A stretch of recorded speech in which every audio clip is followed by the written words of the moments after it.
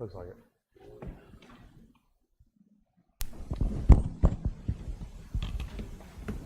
You jumping ready? Good evening. I'll call our April 5th, 2021 meeting of Pickens County Council to order. I want to thank everyone for being here with us tonight as we do the business of the county. Appreciate everyone, your interest and your involvement. At this time, I'm going to ask Vice Chairman Roy Costner to lead us in our invocation.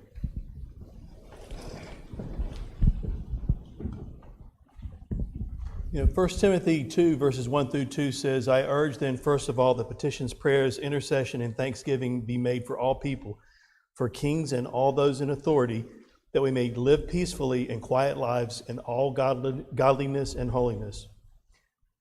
Most gracious and Heavenly Father, I come before you with a humble and grateful heart. I ask you to give wisdom to those who are seated in places of authority in our nation, those representing us in our state house. Please give them wisdom on the difficult issues that they are discussing and deciding on our behalf. We ask that each representative would submit themselves to you, God, the ultimate authority in each one of our lives. We pray that you would move on their hearts to protect the lives of the unborn, uphold religious freedom, and recognize family as you, God, so beautifully and perfectly designed. Help them to recognize the rights are not granted by the government. They are given by you. We pray that we can use government to help secure peaceful and quiet living in our communities while respecting the proper role of your institutions of family in the church. Please protect and strengthen each of our families, especially during times like this of an unprecedented separation. We're so blessed to live here in Pickens County. Forgive us at times for taking your many blessings for granted. Help us to be the light that shines for you each and every day. Thank you for your saving grace. We ask this in Jesus' name. Amen. Amen. At this time, I'm going to ask veteran Fred Wakefield to please come lead us in the pledge.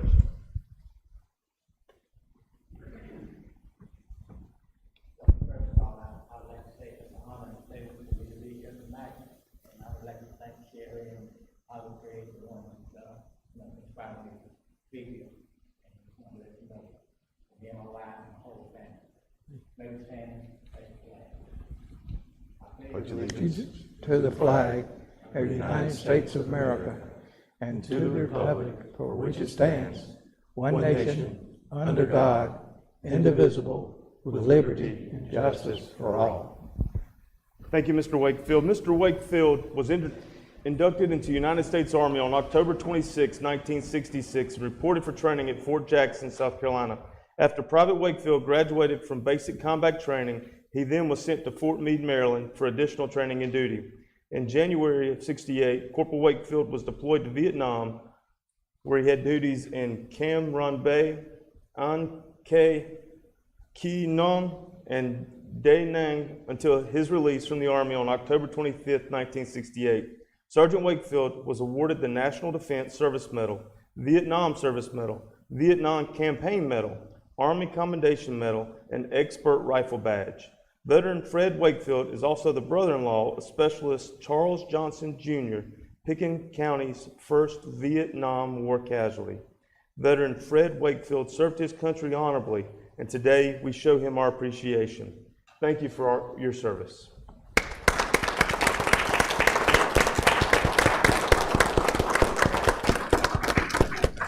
Thank you, sir.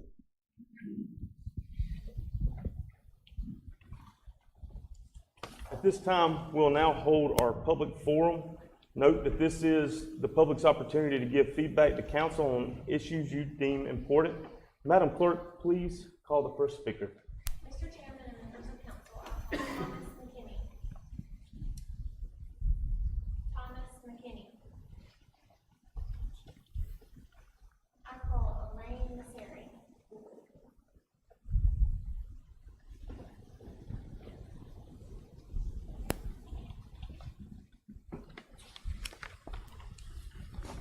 Good evening.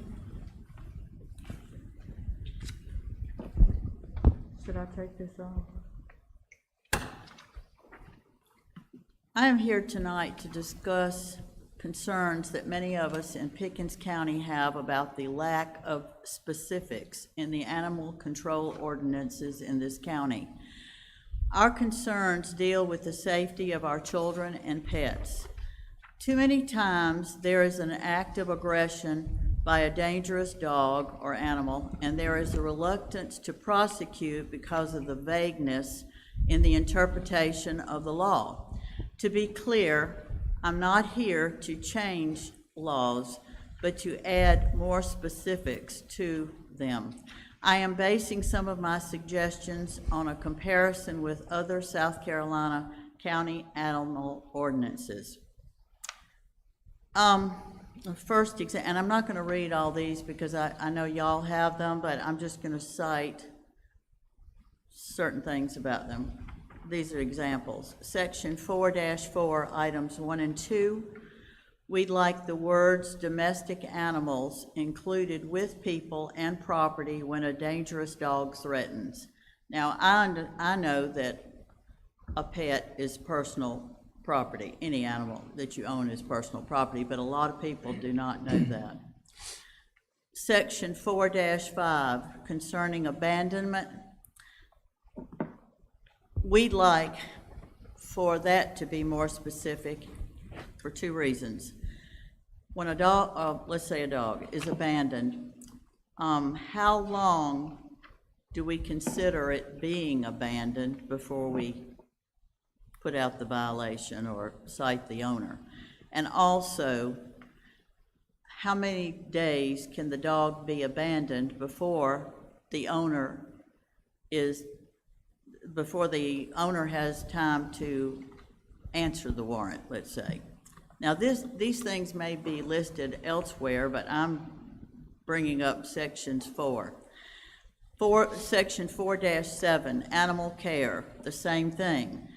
How long does an animal go without food, water, shelter before it's considered in violation to the site? And how long again does the owner have before he has to answer the citation of the violation? There are no specific fines that I could find in this section listed for impounding and violation notices. Now, there may be some somewhere, but then that addresses something else I want to say about that. And the only section that I really had a problem with, and I'm going to read this one. That's 3 minutes. If you would, do you have a copy of the list that you can leave with Yes, Megan and she can yes. share with all of us? Yes, I can. That would be awesome. That'd be great. Okay, may I say one other thing? Can I? Well, it's 3 minutes is our limit for public forum. Okay. Thank you. Okay. I have these for.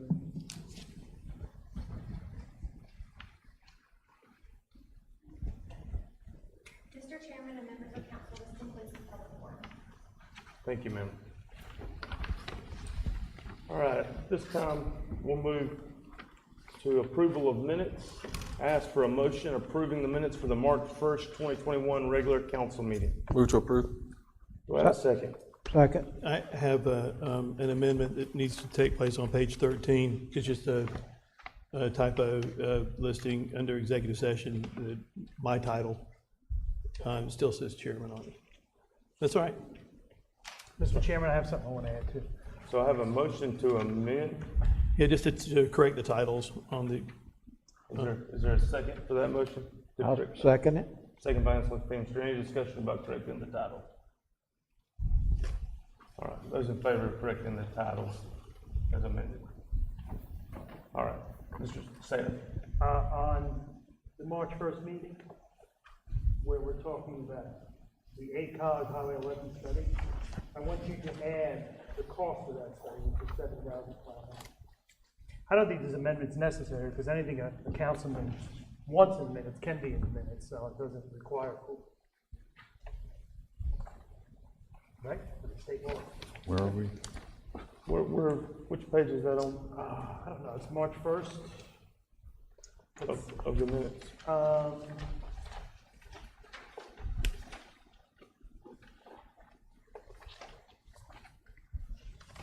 10 and 11? Yeah, see 11 is just a very qualitative. I just want to add the cost, which is $7,500. You just put one line. I'll second that one.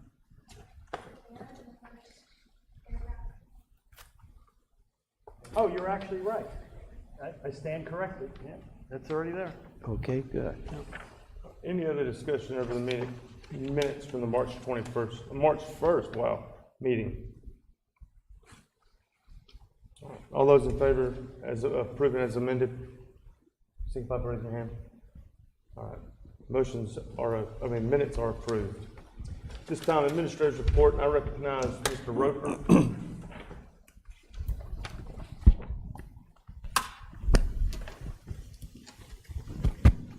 Gentlemen, thank you for the opportunity to come tonight and update you on a few matters. Some are on the agenda, some are other matters that I'd like to bring you up to speed on. Thank you, Madam Clerk.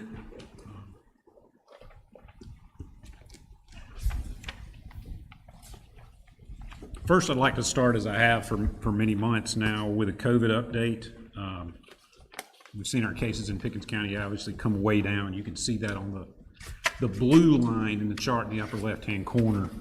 And then on the red line, you'll notice that as time goes by, it's not as growing as fast, and that's good. That's good for us to see. But we have plateaued in Pickens County around 400 cases as of April the 2nd.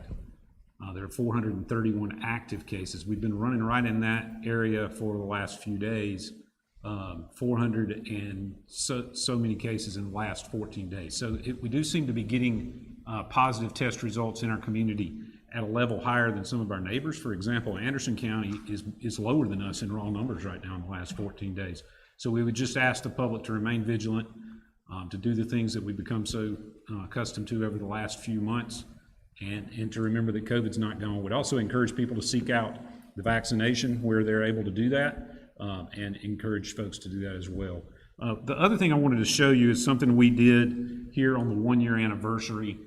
We're trying to think of an appropriate way to honor the people in Pickens County. We've had 282 deaths in Pickens County that were attributed to COVID-19. At the time of that taking of that picture, the number was 278, so we've actually had 4 die since then. But I was coming up to the county administration building and saw that area up front and thought, what could we plant that would remind us of those folks? And our buildings and grounds guys, Tommy Webster, one of his lead men, Blake Alexander, came up with the idea of we could plant jonquils there, because jonquils are the first flowers that blush out at that time, right at the end of winter, right at the beginning of spring. So we planted 278 jonquil bulbs there, right at the entranceway to county admin. And it's our hope that, now, although the flowers have probably fallen off, I didn't notice this morning as I was riding up, but every spring when those come back, we'll remember the folks in Pickens County that passed away from COVID-19 during that first year.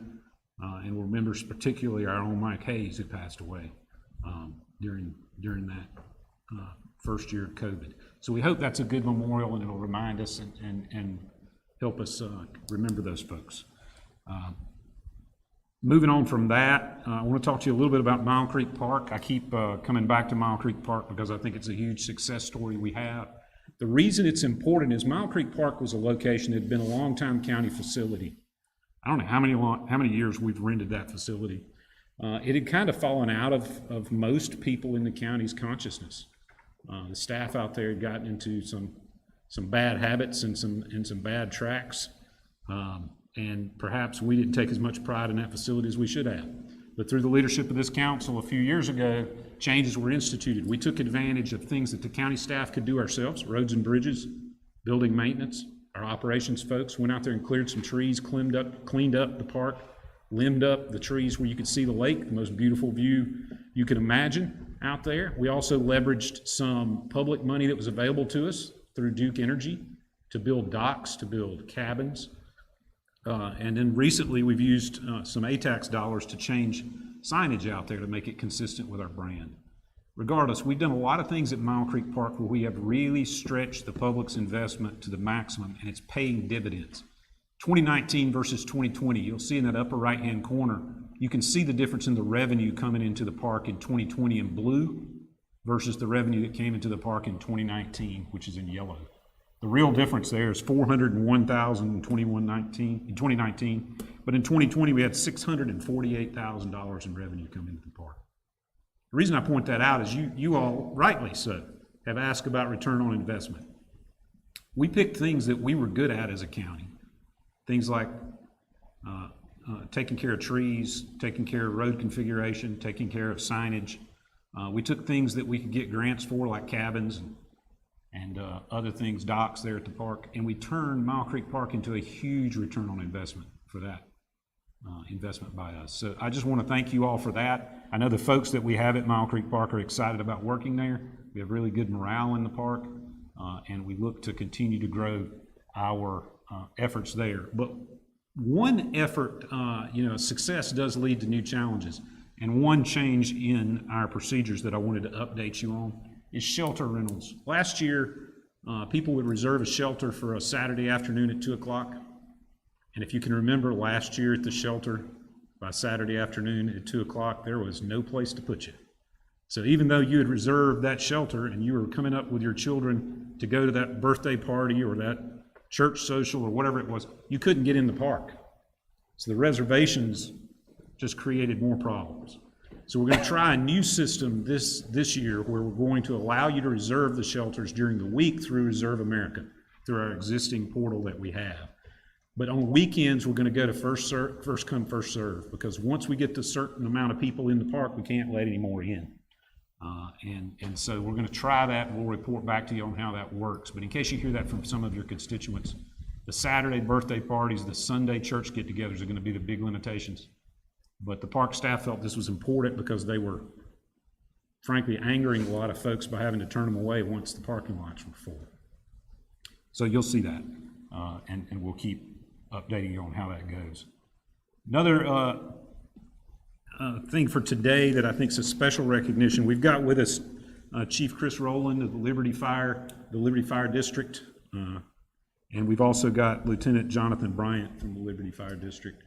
I want to read you a little bit about what these two gentlemen did recently, so you'll know what some of our public servants in this county are willing to do and actually do. On Wednesday, February 17th, 2021, at 1:26 p.m., Liberty Fire Department was dispatched to a structure fire on Pickens Drive. Chief Chris Rowland arrived on scene to find a working, active fire with two males attempting to rescue a female through a window. As Chief Rowland went to assist the two men, the men were forced to retreat because of high heat and smoke.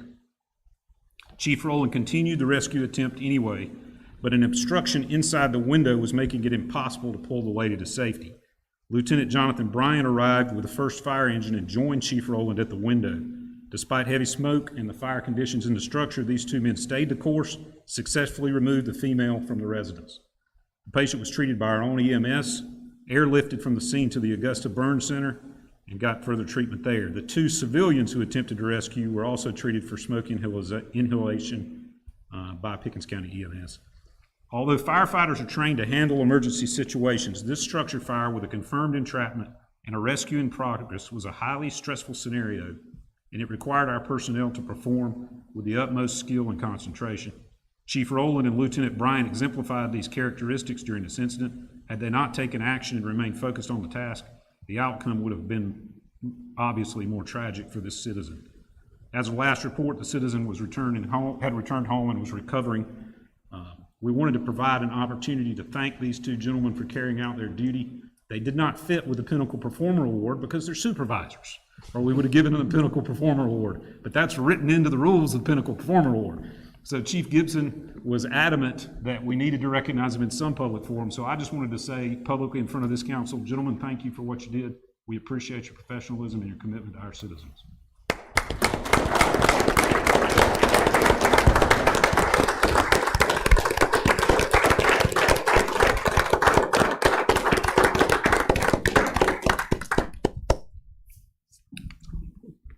Thank you for that, gentlemen. A couple other things that'll come up later in tonight's meeting, solid waste needs.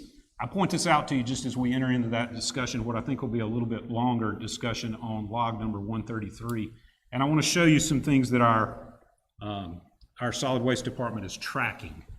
There's some trends here you can detect, and I don't want to get too deep into that right now, but just so that you know that they're tracking these things. Since the 1st of March, the day that the transfer station, the C&D transfer station opened, through the rest of the month, They have tracked many points of data. For example, how many loads were we able to take to Twin Chimneys where we disposed of them? You can see that that varies some from day to day. That's going to be based on the flow. In some instances, it's going to be based on the weather or on material equipment breakdowns that don't let them make the trip.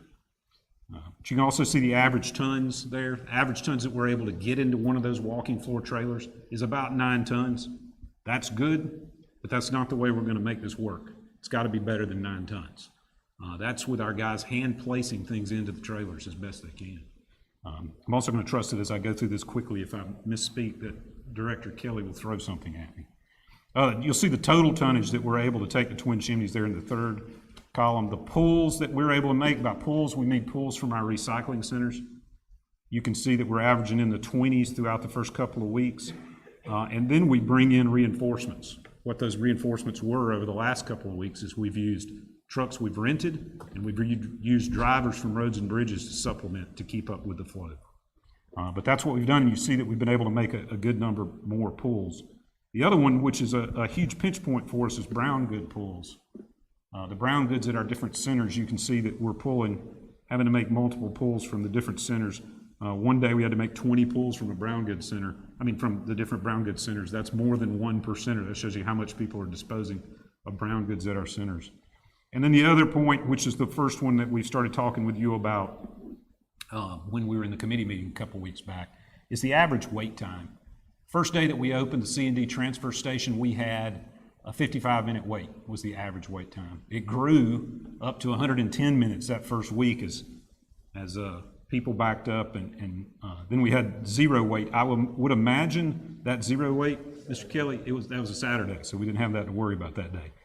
You'll see those wait times continue to stay around an hour, and then we have made progress over the last couple of weeks. We don't want to come back to you all and ask you to spend the taxpayers' money till we've tried everything we can figure out about how to speed up those wait times. So we've been trying all sorts of things, developed more efficiencies, figured out things that we could get dumped quickly in the active landfill, for example. And you'll see we've got that down over the last couple of weeks down to a 20-minute wait time. Some of these other days you see here where there's no waiting, I think those were those heavy rain days. That's another factor that happens. If it's raining heavy, we get very little traffic, and then everybody comes on the first sunny day. So regardless, there's other data here that we're keeping in, the amount that comes across the scales, the amount of costs that we feel like we're incurring. But I wanted to show you that we're tracking this day by day, and so we're not going to come to you, ask for more money, and know that, and have you all just take us at our word. We want you to also know that we're tracking this, and we want to bring you the real data. In that regard, I pointed this out the other day, but I want to point it out again as we get ready to talk about this in a few moments. And that is, when we developed the capital improvement plan last fall, you'll see that one of the things we thought we would need in fiscal year 2022, the upcoming year, is about $350,000 for landfill roads and scale house. The staff down there, the solid waste director and the public works director, recognized early on that the traffic flow, the plan in place, was not going to work, and so they requested that be put in the capital improvement plan. The only reason I bring it up tonight is to, number one, show that they've been cognizant of some of these problems we're facing, but also that what we're going to ask for and what we asked in the committee meeting was not that we allocate any additional monies. This is just that, if you'll recall, the way that we pay for our capital purchases now is a blend of fund balance, a blend of paying cash, and a blend of dedicated millage. So this was money that we were already planning on spending out of fund balance. We just think that now that we're in the facility and we see the pinch points, which we'll discuss more here in a few moments, we ought to accelerate that expenditure. So that, I wanted to make sure that was clear, and I didn't feel like I'd done a good job making that clear to you the other night in the committee meeting, but I wanted to tell you that. The other thing that we have tonight is obviously our first reading of the budget. You have those budget books in front of you. Traditionally, what we'll do is do a first reading in title only, and then we'll start our budget work sessions, which I'm sure the chairman will announce here shortly. But we are excited, and I'll talk more about that in the budget presentation period of that. That ends my report. I'll be glad to answer any questions that you may have. Any questions for Mr. Roper, members of council? Mr. Chairman, I have a question. One of the concepts that's really important, when you go to the recycle center, you put your trash in the blue bins. When those bins fill up, there's a roll-off truck that will grab those bins and take them to the landfill. So a lot of people were complaining that those bins were full and they weren't being emptied. So it's dependent on how many trucks they have rolling at one time and the number of drivers that they have. So my question to you is, how many of those roll-off trucks are typically rolling throughout the day on the road? So I think I'm correct, and Mac will correct me if I'm wrong, but I think we normally have 4 rolling. We need 6. But what we normally have. We have 4 drivers that are staffed. Yeah. Something that additional staff. Right. So you'll. Okay, so to be self-sufficient, you would need 6. We need 6 that are working. 6 or 7, yeah, 7 would be nice, to have one in reserve, because usually it's one spring. Okay, 6 or 7, that's the point I was The Highway 11 overlook. where does Yes, that sir. stand? So the Highway 11 overlook went out to bid. If you'll recall, and I have some data on that somewhere handy. If you'll recall, we'd had gotten some grant funding to help us with that. Is that a DOT project? It's a Pickens County project. We received $100,000 committed from CTC funds. We had $57,000 committed to us in a grant from the State Parks and Recreation. And then our portion of that would be $14,500 as our local match. So we had a total budget of about $170,000. Put it out to bid, and it came back, and the only bid that came back was from Thrift, and that bid was for $195,000. So it's a little bit over bid. What I instructed our engineer to do is to go back to Thrift and see if there's some things, much like with Mile Creek, that we can do ourselves to get that back down into the budget amount. Those conversations are ongoing, and Director Kelly tells me they should be resolved by the end of this week, so that we can go ahead and proceed with that project. And so how long do you think it's going to take to do, and when do you think we'll be finished? How long do you think that project will take? It will not take that long, but the contractor is so busy, we're going to have a hard time doing this bid within our contract, not a lot of time. That may be one of the things that we have to get. A reduction. A little better price is still allowing a little bit more time than what we have in the contract. Once we get an agreement with them, though, we're ready to give them a notice to proceed. That's a hugely important thing to our overall parks process. And with that much funding on the table, we've got to move forward. Yeah, that's basically the overlook, is when you're on Highway 11 in front of Table Rock Mountain. A lot of people pull off to the side of the road, and they're just hanging out there. What they're going to do is they're going to clear an area on Hoyt Grant's property, which he donated, and you're going to be able to pull off, I don't know, maybe a 30-foot section or something like that. The final thing is, I would like to visit all the EMS stations. How would I go about doing that? I'm sorry. I'd like to visit all the EMS stations. How would I go about doing that? You could probably, what we could do is get Director Gibson to give you a schedule when we know they'll have somebody there and they can be expecting you. Obviously, given the nature of their work, they're sleeping when they can, so they'd want to know when you're coming by. Okay. Director Gibson or myself want to be glad to escort you on those visits and show you around. That's great. Thank you. Any other questions, Mr. Rucker? Yeah, I have a question. Mr. Ripper, thank you for getting us the information that we asked about with the fire departments and on the number of calls and what those calls were to. Yeah. We appreciate that. We'd also asked for information from the sheriff's office. Do we have that information? No, we do not. I talked to the sheriff and his chief deputy a couple times about that. Chief deputy most recently to get clarification, but we do not have that report back. They say it's going to be very time consuming on their part, and they have not given me that data. Okay, well, I spoke with, former Councilman Hudson, who was the sheriff's office, and he tells me that he's been able to go in, because it's a CAD report. You pull the CAD report in a day. He actually got somebody in dispatch to do it when he asked for it before. And that was several years ago, so it may have changed since then, but this is going to be information that we all need as a part of our budget process, and looking at just like what we found out with the fire department, where they're spending their time. It's information I think that we as a council need.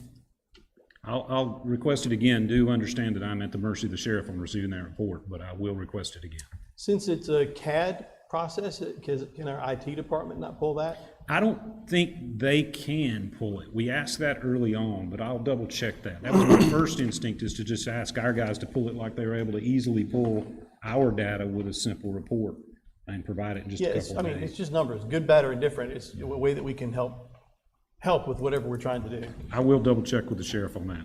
But to your point, shouldn't we have that ability to be able to pull that report without having to, because the department is part of the county. The county ought to have access to its It own is, but stuff. To your point, we own the CAD system. The sheriff's office personnel actually do the dispatching. So my first question was your first question. Can't we just run that report? And I was advised by the folks involved with our E911, no, it has to come through their office. Who said that? It was a member of our staff. That said that we can't We do can't it run through our that. own system? No. So point of privilege, Mr. Chairman. We're gonna do the first reading of the budget tonight. The budget process is a very methodical process. Yes, sir, it's on the agenda. My understanding is that as a body, we feel like this information is cogent to the discussion of the budget. Is it something where we could pass a motion now that we will remove the discussion of the Sheriff's Department budget until such time they provide the information necessary to be effectively reviewing that information? Is that something that we can do? I don't see why not, if you would like to. So moved. So I have a second on the motion to remove the sheriff's office from the budget until we are provided with that information. I'll second it. Second by Councilman Fingerster. Discussion over that motion. We need to let the sheriff know that until we get the information, we won't be moving forward on his part of the budget. I have a standing meeting with the sheriff, and I'll tell him, I have that the morning after the council meeting, so I'll tell him that in the morning. And we ought to have access to our own stuff in the county, and maybe it's a matter of working on the processes to have that available to us.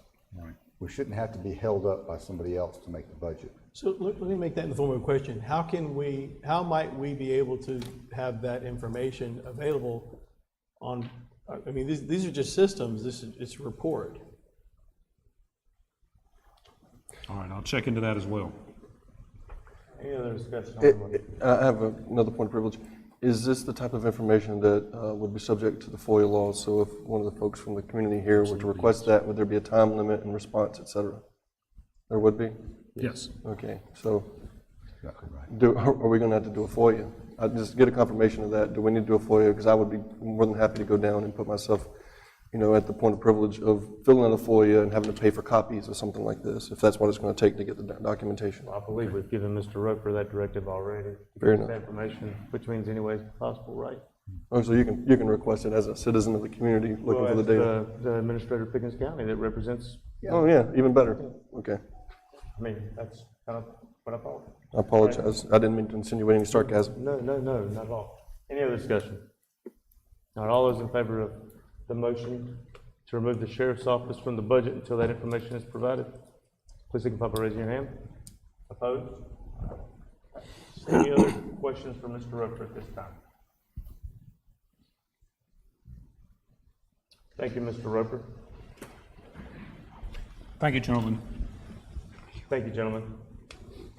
All right, at this time, item number 5 on the agenda is committee reports from the February 16th, 2021 meeting. Log number 33, solid waste needs. Councilman Whitehurst made a motion to approve moving an allocation of $458,400 from fund balance for this capital project forward into this year's budget for solid waste. Motion was seconded.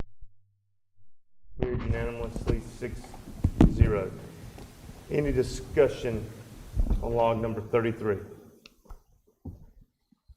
Yes. It doesn't need a second since it came out of committee. We had, I thought it was 358,400 what's in here. Yes. 358, 400? Is it 358,400? Yeah. That's I got a okay. typo. Okay. I'm sorry. That's all right. But I went up and met with Mac and we discussed some of this stuff. And I'd like, you and I talked about trying to get this system moving faster, and some of the people on this council had an opportunity to see that grinder in action. We had some discussions on it, but there was, when I talked to Mr. Bowers afterward, there's a little confusion on what we see as the the impact of that grinder. Can you give us some more detail of exactly what we're looking at for doing that? That's gonna impact us to make this place run more efficient? So let me make sure I'm understanding your question. You want additional Can you take your information? ma- is I'm that- sorry. I thank you. Additional information about the cost of the shredder? It's not just the cost. Well, there's some information on cost. My understanding, I'll just go down this road to start with, is that it was like $1 million for the machine. Yes, sir. And we paid $250,000 a year, and then we own it. Yes, sir. Okay. There's 5 different options that we got quotes on for the shredder.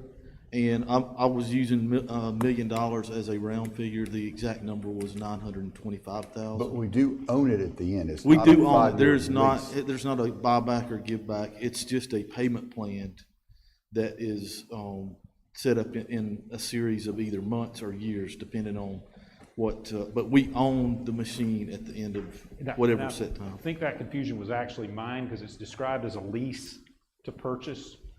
And so Okay. we go through the entire period of the lease. Mac has informed me we do own it.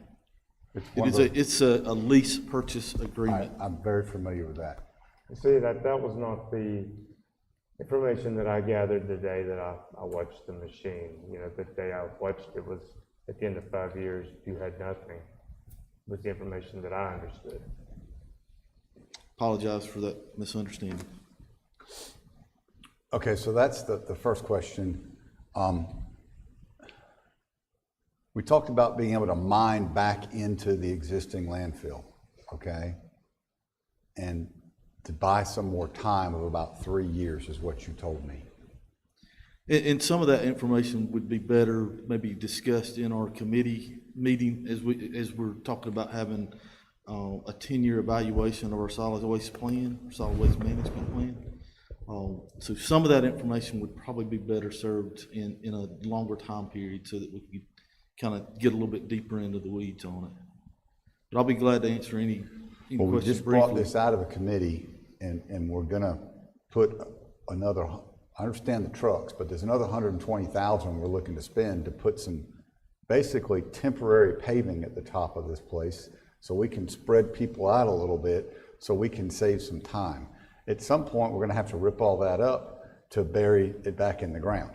So I'm having a struggle throwing out $120,000 for a temporary solution that doesn't solve our problem for a very long period of time.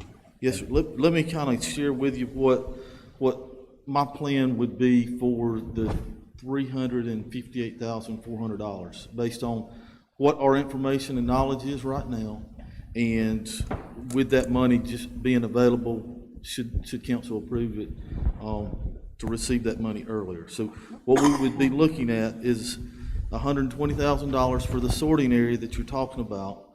But now that will not be a permanent or a paved area. It will be just stone. So we will have to put some geogrid down, because that area will need to be stabilized because it's on an existing landfill. And so the benefit of doing that is that our long-range plan that we actually presented in September or October was to have that as our new location for our sorting, for our mulching area. So right now, we have a traffic bottleneck because the mulching area, you gotta go across the scales, turn back around, go back down the hill, and go down in kind of the bottoms to get to the mulching area. Come back out of the mulching area, go back across the scales. So one of the things that we were gonna do to help that circulation is to move the mulching area to the top of the hill. This same area that we would put this sorting area is that same location. So we wouldn't lose any ground. We would just be calling it a different name for right now and having a slightly different purpose. DHEC would not have an issue with us having a name change for that particular area.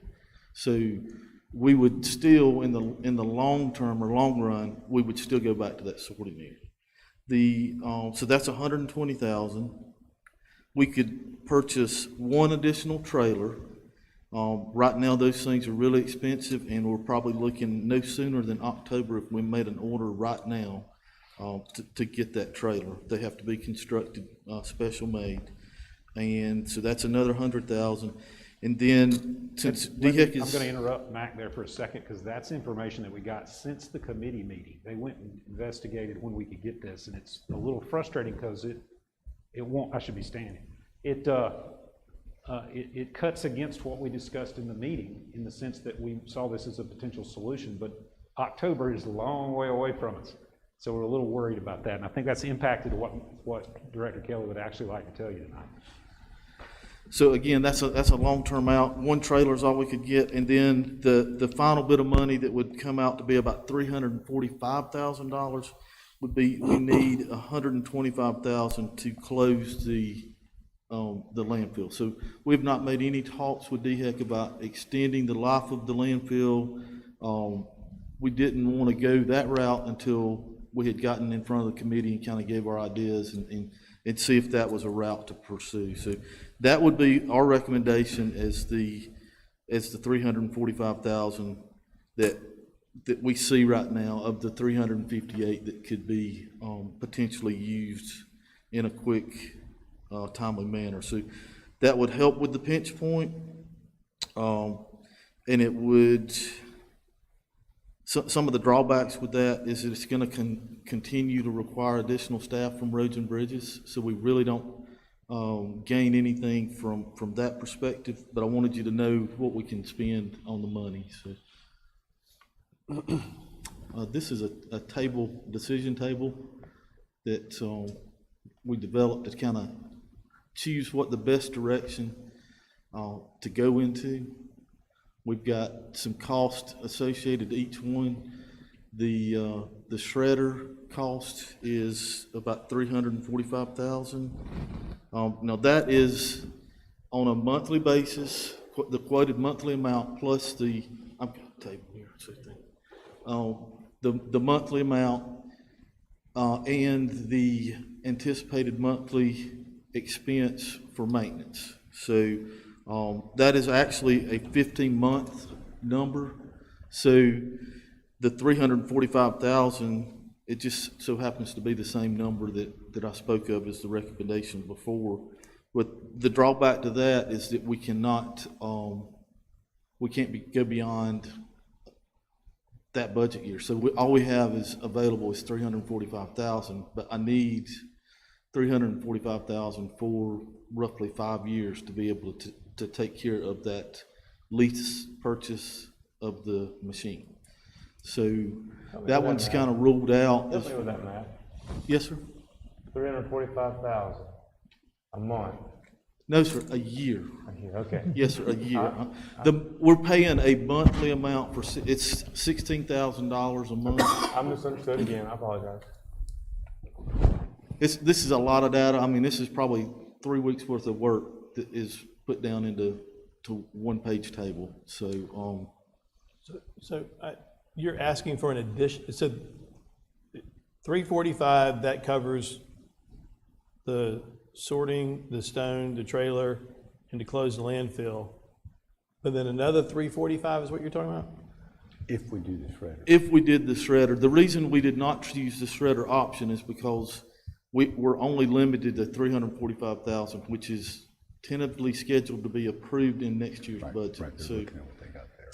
I'm trying not to go beyond what we've got committed to. Yeah, what we're voting on right now is the 358.4. Yes, sir, Which that's is right. basically 120 for the sorting area. Yes, sir.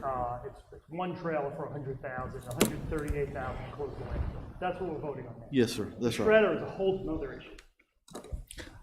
I thought we were We're gonna get, mixing and matching all these stuff. We're only voting on that part. Right. I thought we were getting a tractor out of this. Wasn't that it? The steel prices have gone way up. Well, the reason because what you've thrown at me that wasn't part of the four is $125,000 to close the landfill. Because the discussion we had was that DHEC was looking at allowing us, if we applied, to do a piggyback on our existing landfill, which the lease would take about 3 years for the permit to get through them to be able to do that. And what you're telling me now is we gotta spend $125,000 to close it, even if we apply for that? I understand, but the point is, if we're gonna do one, why do we have to close it? If we're gonna apply for a piggyback, why do we gotta spend $125,000 to close it? So, Mr. Whitehurst, what we have done is, over the last 2 years, we gave DHEC a plan to cap and close our landfill. So we are on the hook, on the time clock, to close our landfill. So what we had hoped to do is potentially get some additional time from them and allow us to do some recompaction and some compacted methods. So that would have been, if they'll allow us. We have not made that question. We have not asked that question to DHEC. So that's still out there. So I don't know the answer to that for certainty. What is the drop dead date for the landfill, per what we told DHEC? Oh, we have not been given here's the deadline. They continue to encourage us to close it, cap it and close it, because we've already opened our transfer station. There's some amount of time they're gonna say, here's your 90-day notice, you've got to close it. Well, and I don't really want to close it before we get that 90-day notice. I mean, so. That's been our thought, yes, sir. Talking about 125,000 to close it, while it's important that we have the money set aside, I don't necessarily want to fund closing it until we have to close it. Well, and one of the things that we're doing right now is that we're having to use our roads and bridges staff about every third week to come in and do a super expedited haul to the Twin Chimneys landfill. So we'll have 10 guys come in, they'll load all day long for as long as we can do it. I think the last time we did it, in 4 days, we did about 600 tons that we transferred. No, that's basically. And I understand, but that's apples and oranges when we're talking about spending 125,000 to close the landfill. Yes, sir.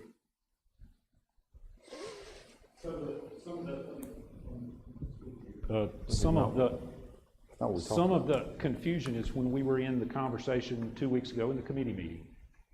We thought we could get a tractor and a trailer on this budget in a timely manner. Now that we've investigated that, we've learned no, we're not gonna be able to do that. So what we've done is look back at, well, the sort area will be a huge help. It'll be a huge help to eliminate the pinch point. The discussion of the grinder or the shredder, I need to keep my grinder something different. Mulch and grind. Right. The discussion of the shredder is something totally different, although we as a staff would love to have it because it certainly suggests to us some efficiencies that we could realize and perhaps extend the life of our landfill even longer. So you'll recall in the committee meeting, you all asked specifically like, okay, what's the 358 for? And I said, well, circumstances are going to control that a little bit. And they have. We're getting a little priced out of the market.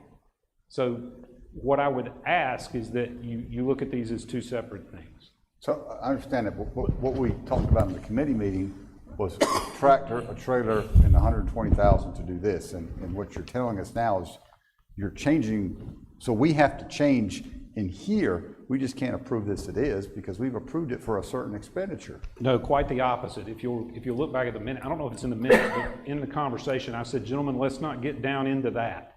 I want to be able to spend that amount to get this squared away. And I think the language that I used is the sort area, whether that means a tractor and a couple of trailers, whatever it means, I just need authority to go ahead and tap that money based on what we were learning. I just didn't hear any discussion After of the much more discussion, Mr. Roper stated he'd also like to have the flexibility to buy a truck and a couple of trailers if needed.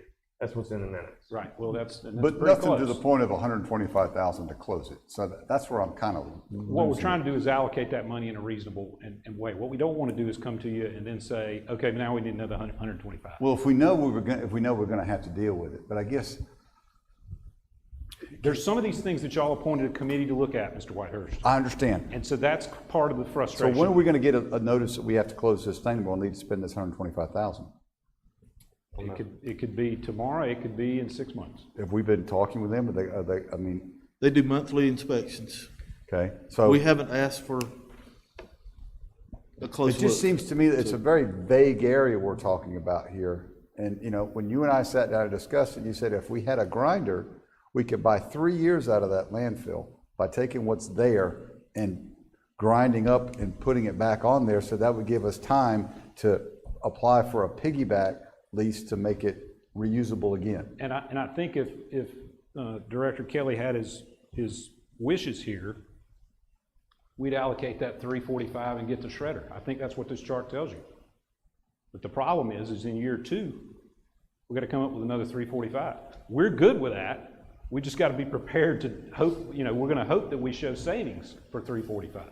Well, that's, by not taking 9 tons, but taking 14 or 15. Well, that comes back to the questions. We had a couple other discussions, and I'm sorry to bear counsel with this, but I want to tell you what I found out. The aluminum trailers aren't as strong as the steel trailers. They're lighter weight, more fuel efficient, but they're not as hardy. Can we put 20 tons in them? When we shred it, we can get closer to 20 than we do now. How much closer can we talking? Well, you're talking to an engineer, so I'm going to say 14 and a half.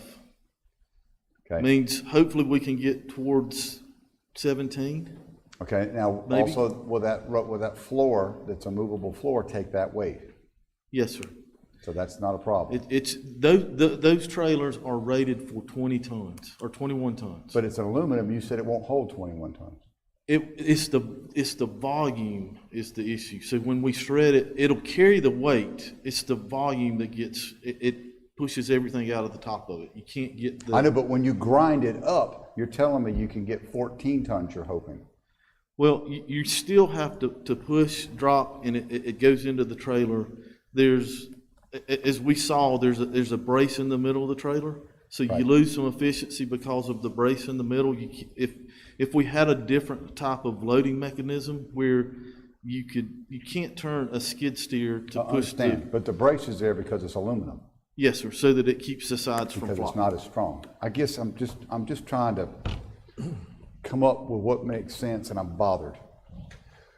Kip, is there a chance, that we can take the 120 out? Is it an emergency we have to do this month? If we've not had any notification, we'll have the notification for action next month. And then in the interim, we can have the committee meeting with we won't have a quorum, it'll just be the 3 of us, and have a meeting with you so that we can have a better understanding that we can communicate to the other folks. So I have a motion to remove the 125 to close the landfill. Do I have a second on that motion? Second. Second by Councilman Whitehurst. Any discussion about removing the 125 for closing the landfill? Well, this is kind of going to that point that I wanted to make. There are multiple problems. There isn't one thing, and Councilman Sadie, you're right, we're here to we're trying to solve one thing with the $348,500, the $358,400. Sorry, dyslexia kicked in. I don't like the idea that the roads and bridges guys aren't doing roads and bridges and are now going to do this. I don't like that I'm having to get trained on the difference between aluminum siding versus steel siding. I mean, all I want to know is what's the plan, what's the cost, what's the impact to the citizens, what's our ROI over what period of time? It sounds to me like we're going, well, we need this, and we can do this, and we can do this. It doesn't sound like we have a real plan. It just sounds like we're piddling with it, to me. What we're doing is we're making decisions with the bullets flying. We changed what we did as a county that we've done for 50 years. And we changed it on March 1st. And we knew in advance we were going to learn some hard lessons. And that's exactly what we've done. Now, the one thing that we do think would immediately help is to have the sorting area. It would be great to have the shredder. But in my way of thinking, the shredder is another discussion. Okay, but we need to be able to implement the sorting area to buy you gentlemen time to have your committee do its work. So what you just said just a few minutes ago, something like, well, the bullets are flying. Well, the number one rule of combat is to keep moving. Just, sticking around, get your shot, right? I don't have any problem with that, but I would much rather not call in a group of clowns when I could call in like air cover, right? So if the 120 grand that we're setting aside for it is not necessarily needed, we can maybe get together and make a little bit better decision. I'm all for the other stuff, but I wouldn't want to, to vote for the 120 if it's not necessary, and we have a longer term opportunity to do that. I don't think that we all understand exactly what we're getting ourselves into with this. I would much rather take a small amount of time. We could come up with a very cogent one-page briefing that we could all digest, that has the ROI, that has the long-term element of it, and a little roadmap for where we need to go. That's worth $120,000 to me. Well, I think they're actually trying to address 3 problems. One is more roll-off trucks so that you can get 6 trucks on the road and get those bins moving so they don't fill them. That's something totally different. Second is transporting garbage to Greenville, I guess. Yes, sir, Twin Timbers. And then the third thing is a shredder that will lengthen the landfill use and get your trailer trucks a little bit more dense as well. You can use it that way. To me, this is really dealing with the second problem. The sorting area is what you're trying to solve right now. You're trying to get another trailer and you're trying to get a sorting area. That's really the transportation to Greenville part, right? Okay. So as far as closing the landfill, I agree. I probably would take that out for now. Let's just try to figure out, in this meeting right here, try to solve the problem where we're transporting trash from here to Greenville. You say you need a sorting area and you need at least another trailer, what else? That's all we can afford is the other trailer. Don't stop at what we can afford. Tell us what you need. What would you wave your magic wand? You know, we've actually gone from filling up a landfill to transporting to Greenville. You need a sorting area, and you need how many trucks that you need. Do you have enough trucks to do that in trailers right now?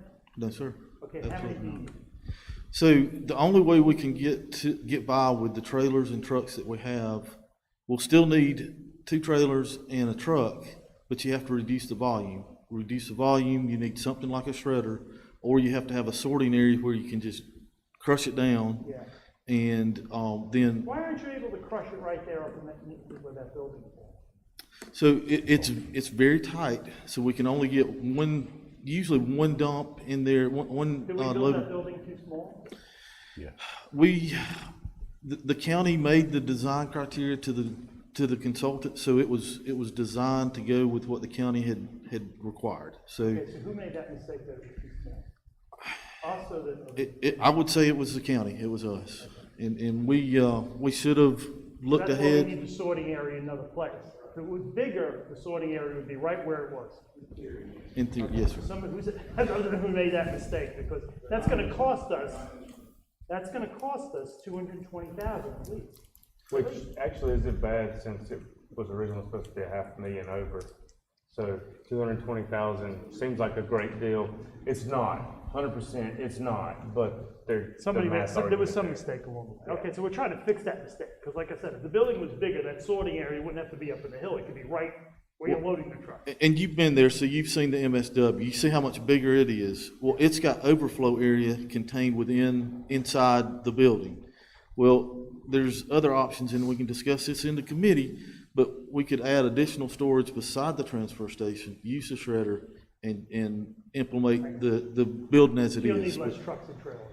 That's right, exactly. So I did the cost analysis on that. It would save us, with the lease purchase of the shredder, it would save us roughly $200,000. Here's my take on the shredder, I'll just tell you. I think when you start pulling things that have been in the ground for 30 or 40 years, God knows what you're going to pull up. What happens if you hit asbestos? And the EPA comes in. I mean, that could just be a disaster. You know, I worry about that. I just don't know how much extra yield you're going to get when you go from 9 tons to 14 tons because the shredder's doing that work. I mean, is that cost effective to do that? Yes, I think where a shredder makes the most sense is when you have a new landfill and it's got a 30-year life, but when you're shredding everything that goes in it, and it's got a 50-year life. That to me really is where you get the most savings with the shredder. But I mean, I don't know. That's just my two cents. All right, any more discussion? I'm sorry. No, the only thing I would add is I agree with them is the $138,000 to close the landfill at this point. I think the point is a little bit premature. I mean, if you needed another trail, I would spend it on that rather than just, put it aside and maybe not even use it. That's fine. Is that an option that we would be able to consider here based on the proposals we've made in the past? Another trail? No, it's not a motion. I don't know what I'm talking about. It just makes a lot more sense. To put 138 aside that you may get another few years out of the land. We have to close the land. So We know we have to close the landfill. That's not a big secret. I think everybody knows we got to close the landfill. But it We've may been not talking be about for a it for while. 5 years. Yeah. It's a great question. So what does it cost to get the trailer in? 120 for the trailer's 100, and the 120 for the staging area. Yeah, but what I'm getting at is rather than, so we know if we're gonna put off the closing of the landfill, Why don't you just buy a tractor? why don't we, that's where I'm going. Does that make sense? A tractor and a trailer? No? We can do Well, it. you gotta fix that in the budget, I mean, obviously. Here's my thought. I think what we're trying to do is we don't want to allocate money we don't know we have to spend yet, okay? And so what we're looking for is 120,000 to make the staging area, 100,000 for a trailer, and then let's get this committee together, sit down with you, and make some recommend. We know there's going to be a $125,000 bill potentially down the road to close this thing, so it's not going to be a surprise to us. But if we can avoid throwing that out there just to hang and figure out a better plan, then we can bring something back to council and say, okay, this is where we think we can move forward. This is just a Band-Aid to get us through the next month or so while we try to come up with something. It's not a Band-Aid, it's a tissue. Yeah, I was gonna say. Okay, so it's one of the little ones. Yeah. But that's kind of what you're thinking with that? All right. So the motion on the table is remove the funding to close the landfill, but to approve the other funding as it came out of committee. Any other discussion on that motion? All those in favor of that motion, please signify by raising your hand. And that carries.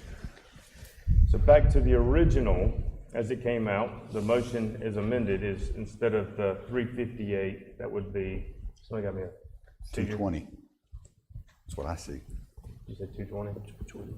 120 for the thing and 100 for the trailer. So 220. So as amended, it would be allocating 220 from fund balance for the capital projects. Any other discussion on that? I want a clarification. Yes, sir. So it's another trailer, and you said, when you were talking tractor, you meant the truck that pulls the trailer, Yeah, right? but that's not in there. It's not in there, we didn't talk about it, I mean, previously, so it's not something that we could amend at this point. Correct. Okay. Yeah. It's just 100,000 for the trailer and 120 for the sorting area. Okay. Because we don't have a driver for the Is tractor. that your understanding? That's my understanding. The only thing I would say is this, y'all look at it the right time, is we would encourage and welcome our people to be together.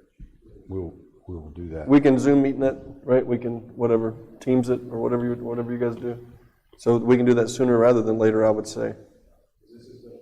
I understand.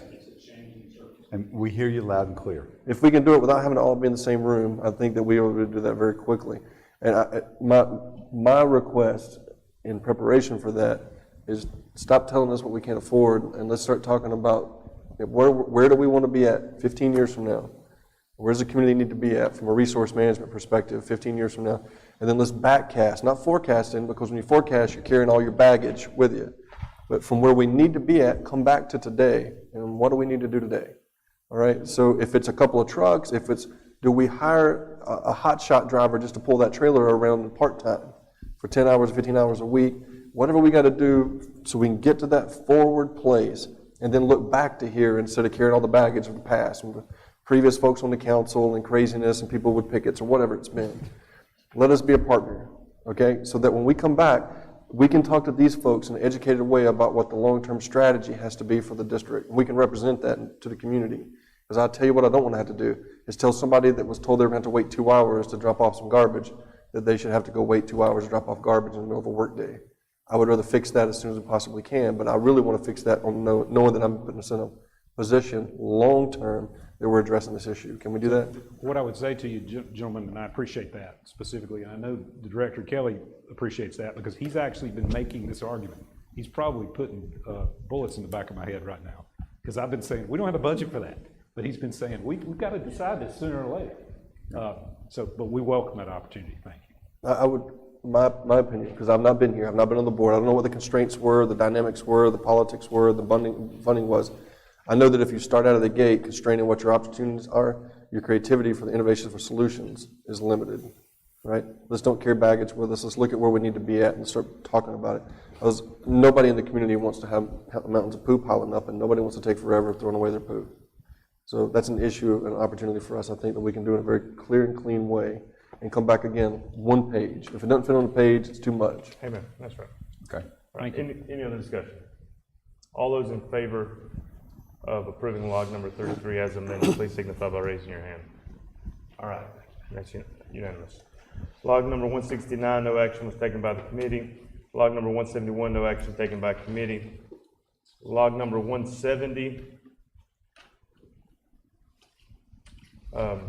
Councilman Trey Whitehurst made a motion for staff to come up with a format on formal application for people and boards who are applying for county funds. Motion was seconded by Councilman Alex Seta and carried unanimously 6-0.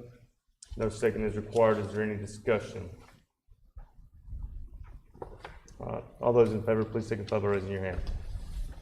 That's unanimous. Log number 161, council rules. I gotta find it. Give me just a second, gentlemen, I apologize. All right, council rules.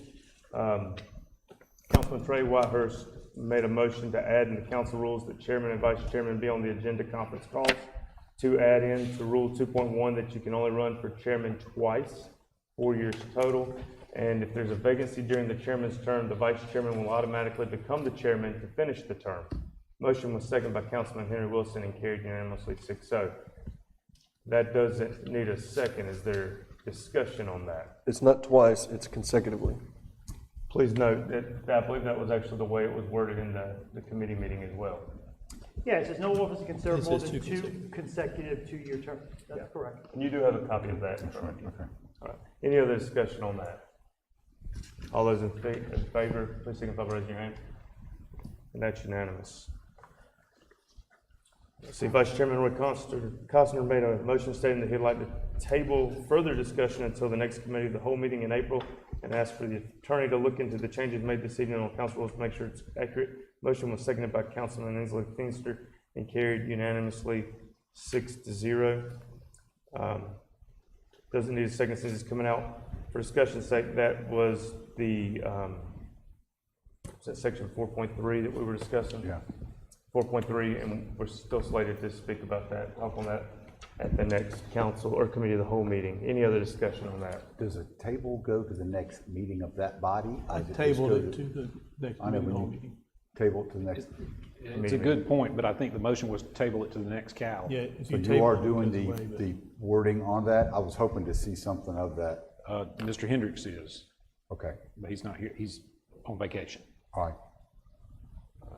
Because you can table it both ways. You can table it indefinitely, and you can table it to a specific period, right? And did we table it to a specific period? To a specific period. Okay, I think when you, To the next committee of the whole meeting in April. yeah. okay. Yes. Any other discussion on that? All right, all those in favor, please signify by raising your hand. And that's unanimous. Thank you. And that is the end of the committee report. And I believe that's the longest committee report we've ever had. But it worked like it was supposed to work and like it was designed. Item number 6 on our agenda tonight is council correspondence. Council will hold a budget work session on Tuesday, April 13th at 6 o'clock in the main conference room of the admin building. The committee of the whole meeting will be Monday, April 19th at 6 o'clock in the main conference room of the admin building. And the next council meeting will be held on Monday, May 3rd at 6:30 here in the council chambers. I have a correspondence from Behavioral Health Service here. The upcoming National Pill Take Back Day allows Pickens County residents to get rid of the unwanted and expired prescription pills without leaving the comfort of their vehicles. Spring Pill Take Back Day will be held from 10 to 2, Saturday, April 24th. Pills can be dropped off at AnMed Health Cannon Hospital, Prisma Health Baptist Easley Hospital, and the Clemson Free Clinic. Residents dropping off medications during the Pill Take Back Day on April 24th may be randomly selected to win a gift card. There will be 3 random winners at each location. Are there any other correspondence? Item number 7 on the agenda is motion period new business. Is there anyone with any motions or new business? Mr. Chairman, Vice Chairman Costner. I'd like to add to our discussion today an idea on a new program based on our committee of the whole meeting, talking about litter and how it's really gotten out of hand in Pickens County. A new program that is timely, something that we couldn't necessarily wait on, that I'd like to bring up to full council. I have a motion from Vice Chairman Costner to add discussion about A litter litter program. program in Pickens County to today's agenda. Second? Second by Councilman Wilson. Any discussion on that motion? All those in favor of adding this item to today's agenda, please signify by raising your hand. And that's unanimous. We'll add that to today's agenda during. Who's that for?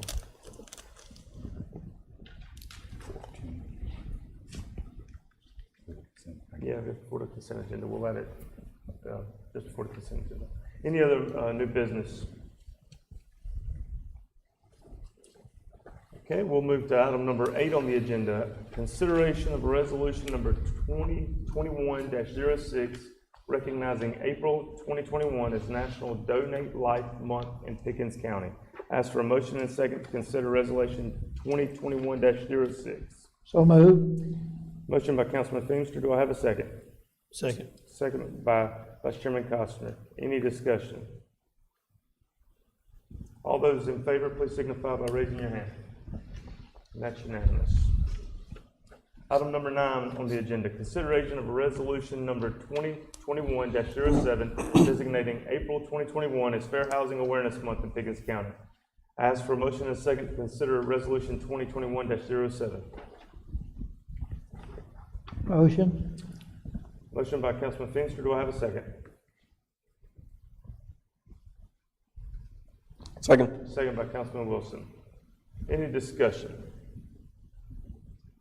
All those in favor, please signify by raising your hand. And it passes unanimous.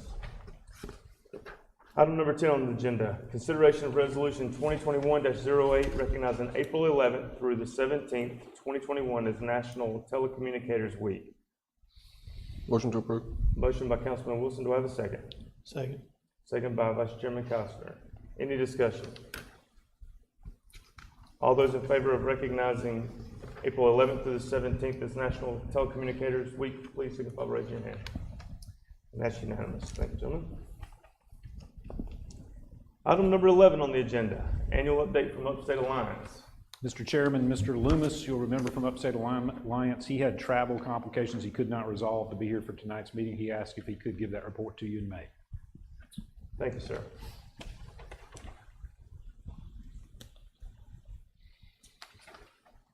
Item number 12 on tonight's agenda is 2021-2022 budget overview.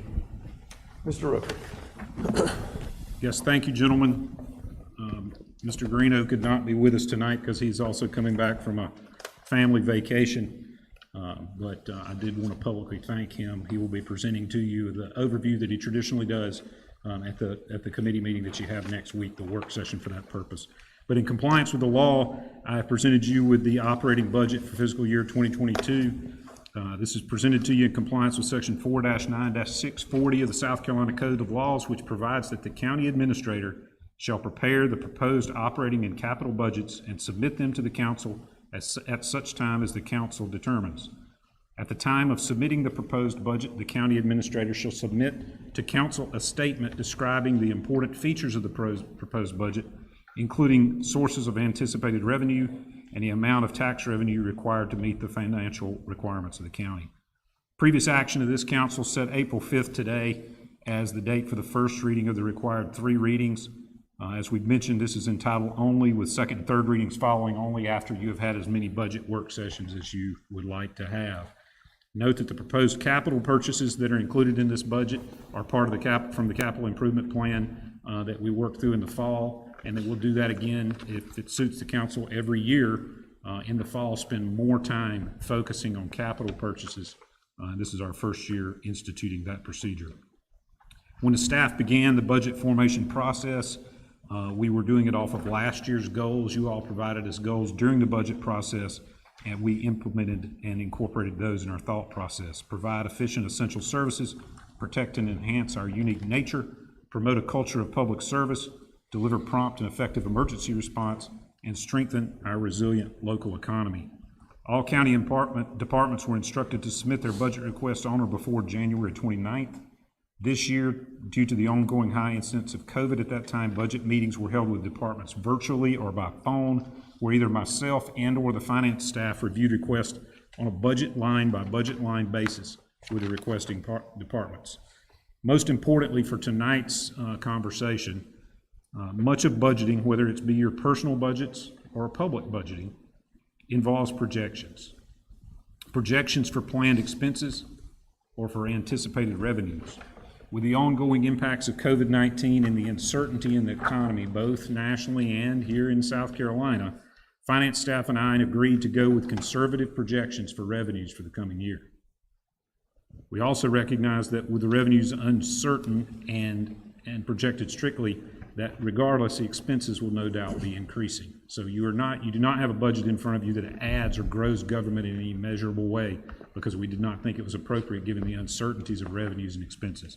That being said, we did increase 3 departments. One is we're recommending in this budget adding another heavy equipment operator to solid waste for obvious reasons. We're adding one of those as a part of this budget. And then we've also moved 2 part-time positions, one in the probate court and one in the coroner's office, where they demonstrated to me, and I'll certainly be glad to have them come and demonstrate to you all, the need and the volume that they've seen. And so we felt like Coroner Kelly and Judge Allison both needed that part-time position upgraded to full-time. So those are the only 3 positions that changed in this budget. The most outstanding feature in this budget is reflected on the cover. Gentlemen, in this budget, we are actually budgeting for the action council took in Ordinance 590.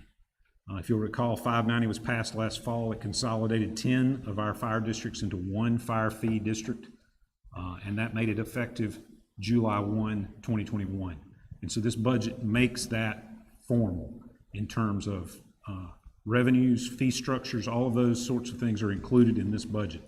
Questions that you may have about outstanding fund balances of the different districts and outstanding debt of some of those districts. I've given you that data in the front of the binder. You'll see that there. And I don't doubt at all that you'll want to discuss that in more detail.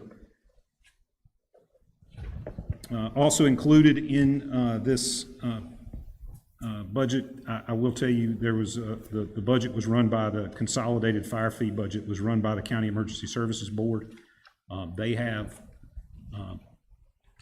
agreed with a large part of what we're doing with the fee structure, but they also have some additional asks that they will bring to you at some point, and I want to be upfront with you about that because they did hard work with that. I did not follow their recommendation, however, in some areas, and we'll discuss that more as we move forward. I did include a 3% cost of living adjustment for all county employees in recognition of the increased labor market forces and aimed at the long-term recruitment and retention of our workforce. Felt like that was necessary and matched well with what we were able to do last year to keep us competitive in the job market. I'd like to thank Ralph Garino and Jody Laws in our finance department for their dedication, for their professionalism during this budget process. I also want to commend the various department heads and elected officials for their cooperative attitudes and their openness to dialogue as we develop the fiscal 2022 budget. Thank you all, gentlemen. Thank you, Mr. Rucker. Item number 13 on the agenda is first reading in title only of an ordinance to provide for adoption of a budget amendment containing estimates of revenue and expenditure changes for Pickens County for the fiscal year beginning July 1st, 2020 and ending June 30th, 2021. Ask for a motion and a second to constitute first reading in title only of this ordinance. Motion. Motion by Councilman Feenstra. Do I have a second? Second, this is the amendment to the last budget, or the one we're in now. Correct. Right. Any questions or discussion? All those in favor, please signify by raising your hand. All right. That carries. Item number 14, first reading in title only of an ordinance to provide for the levy of taxes in Pickens County for ordinary county purposes for the fiscal year beginning July 1st, 2021 and ending June 30th, 2022, and to direct expenditure thereof. Ask for a motion and a second to constitute first reading in title only of this ordinance. I'll make the motion. Motion by Councilman Feenstra. Do I have a second? Second. Second by Councilman Wilson. Discussion. I have a question. Mr. So Second. what you're doing here in item 14 is granted, there's no figures, it's just the title you're approving. But typically what you're doing is you're approving your tax and fee rates. Is that what you're approving in this case? Something like that? I'm sorry, I don't understand the Like question. when I look at item 14, it says to provide the levy of taxes in Pickens County. So when I look at the millage rates and I look at the fee rates, that's what we would be approving here if this was second or third reading? Ultimately, those two things are in the budget. There's a projection in the budget book now. So yes. And expenditure, which is everything in that book. Well, no, because 13 is actually, well, I'm sorry.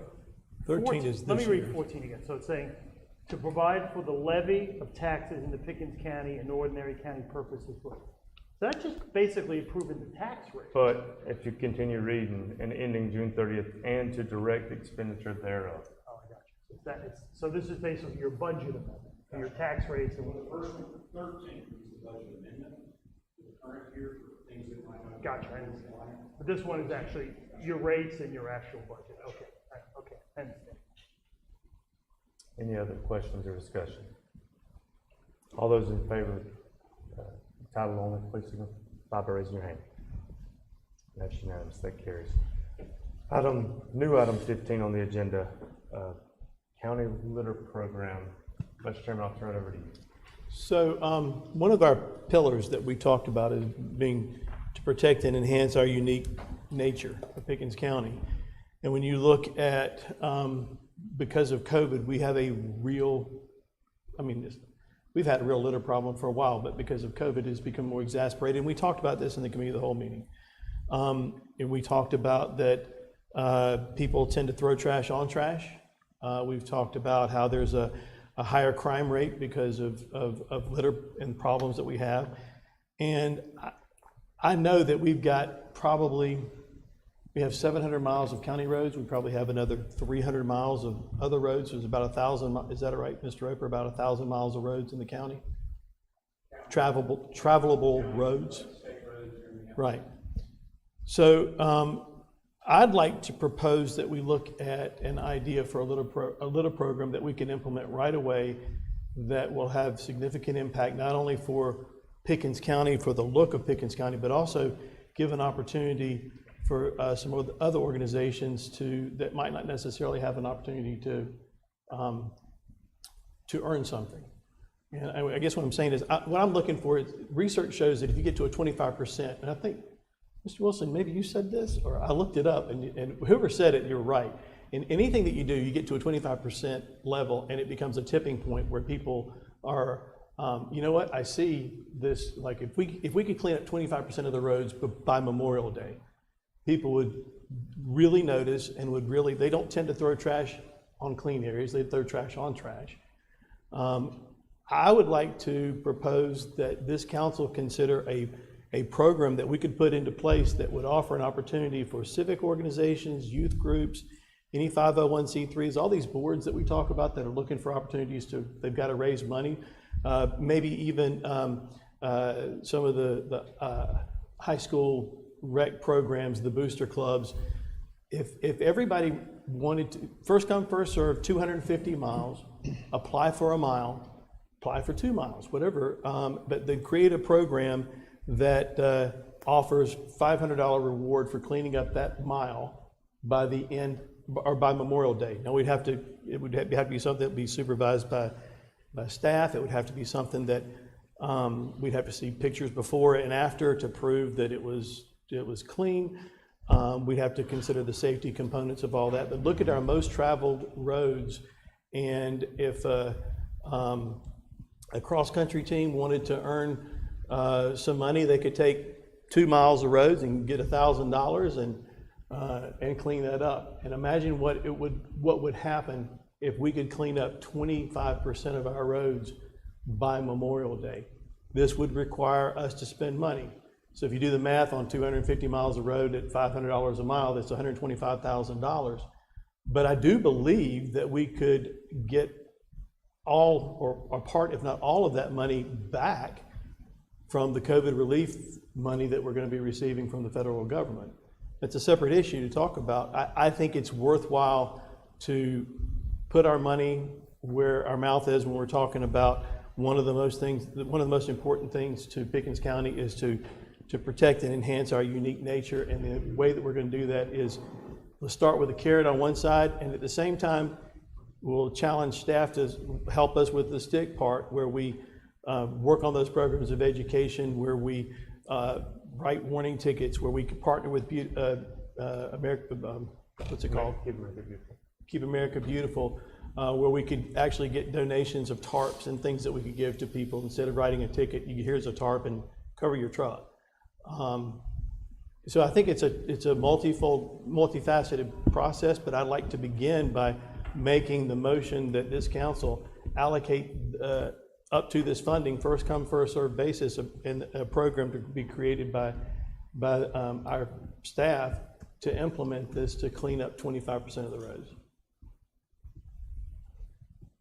So what are you doing? You just asking the staff to create the program and come back with a recommendation? Well, I mean, I've kind of outlined a lot of what I would envision the program to be, but I mean, you know, I want to make sure that there's the safety component. I want to make sure that we've got, if, let's say that the youth group from Rock Springs Baptist Church comes up and says, we want to take on 3 miles, then hopefully Palmetto Pride or Keep America Beautiful will say, here's your vest, your safety vest, here's the pickup thing, sticks, like when we did with the Team Up and Cleanup Day. There's coordination of all those efforts. I don't think we need to get involved in all that, but I think we could make a decision to allocate that funding. I do believe that we'll get a lot of incredible press out of this. I think this is something that might become contagious across at least the upstate with other counties of a way. Now you've got a way for the Boy Scout troop to go earn some money, Yeah, I where agree. they're always, you know, we've got, it's not that they're asking for handouts, but we just don't have money to be able to do that with to all these different organizations. And it would have to be an organization. It couldn't be, you know, Bob Smith and, hey, I'm gonna go make some money this week. It would have to be a certified 501c3. So you're not actually paying the people, you're making a payment to the organization. To the organization, that's correct. So it's essentially a fundraiser. If you're looking to raise some cash, get out there and do something. What would be the average bill rate for employees in the county? What's the average pay rate? I mean, per hour. What's your average? Then what's the you don't know what the salary is? Let's say it's $50,000, right? All right, so that's $25 an hour. If you multiply 8 people to clean them You out. wouldn't even need that much. Generally what you do is you. No, hang on.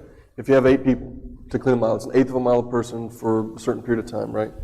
You start adding that up times that, there's a huge value to the community. Is that more than what you're talking about? But and maybe where you're going is, I like the idea of competition personally. So you set aside a greater portion of the money to the organization that cleans the greatest piece of it. So you're doing by the mile, right? By the mile. In other words, Okay. first come, first serve. You know, you're going to have some organizations that are going to go like these four guys and girl back here. They could say, you know, we're part of this organization. We're going to come try to do this. They probably can't take on more than a couple of miles or a mile. I got you. And be able to do it. But then you've got other organizations like A huge we church. talk about 40 people that want to do it. They can take United on more Christian miles. Ministries. Mr. The board Chair. director says, you know what, we'd like to do that. And if this helps in your analysis of this idea, I can tell you, I spoke to the sheriff again today about the litter inmates. We don't need to be expecting that anytime soon.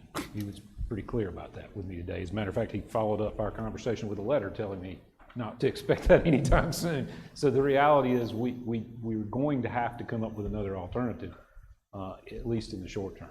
Well, the thing that we all kind of recognize, I believe, it was a unanimous, if folks think that somebody else's job to pick it up, they're going to throw stuff out the window. And if they think it's their job and the guy beside, and this is where you're talking about, if I know for a fact that I saw a bunch of folks I knew out there on the side of the road, right?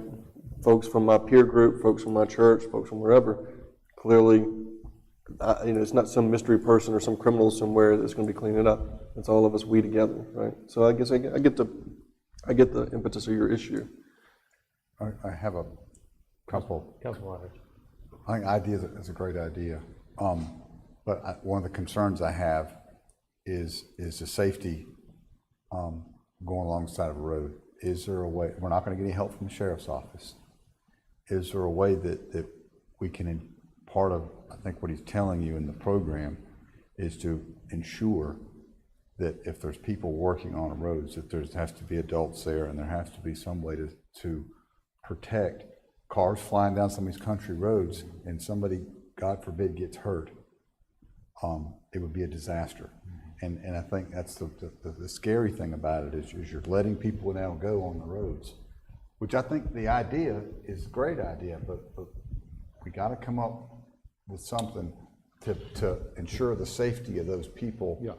You know, especially if you got little kids out there or something like that, or you know. Well, that's why I think it needs to be an organization with I mean, a recognized organization. How does it work for like Adopt a Highway, where like Senator Rice adopts a highway? I've actually done it. And Yeah, do basically you have to have, Well, you put a vest on, you got your little grabber, two guys go on one side, two guys go on the other, and you just walk down and you pick up trash. So but do you there's have to Fill it up have, and you drop your bags. what do you do about the? Somebody else comes and picks the bags up typically. But as far as your safety, is there anything that, You just don't get in the road. I mean, I mean, You're talking about practical safety, you're not talking about things like insurance, because most of the organizations, if they're an organized community, we can make that a requirement.